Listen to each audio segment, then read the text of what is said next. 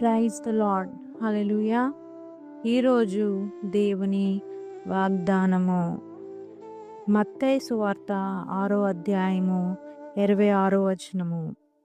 ఆకాశ పక్షులను చూడుడి, అవి విత్తవు, కోయవు, కొట్లలో కూర్చుకొనవు, అయినను మీ పరలోకపు తండ్రి వాటిని పోషించుచున్నాడు. మీరు వాటికంటే బహుశ్రేష్ఠులు కారా? ఆమేన్.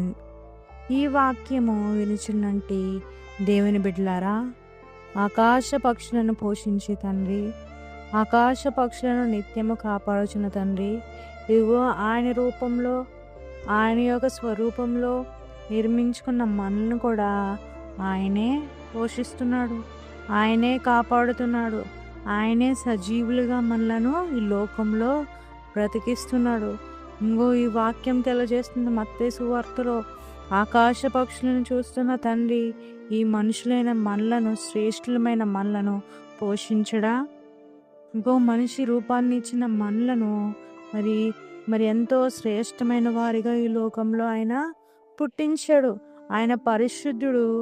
ఆయన వలె మనల్ని కూడా పరిశుద్ధులుగా చేయాలనుకుంటున్నాడు.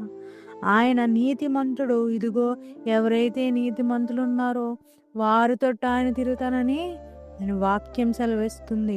ఆకాశ పక్షులను పోషిస్తున్న తండ్రి, ఆకాశ పక్షులను కాపాడుతున్న తండ్రి, ఇగో ఆ పరలోకపు తండ్రి మనలను కాపాడువాడు, మనల్ని పోషించువాడు, మనల్ని రక్షించువాడు. కాబట్టి ప్రియ దేవుని బిడ్డలారా, దేవుని యందు భయముతో, భక్తితో ఈ లోకంలో మనం ఎంతగానో ఆయన్ని స్తుతించాలి.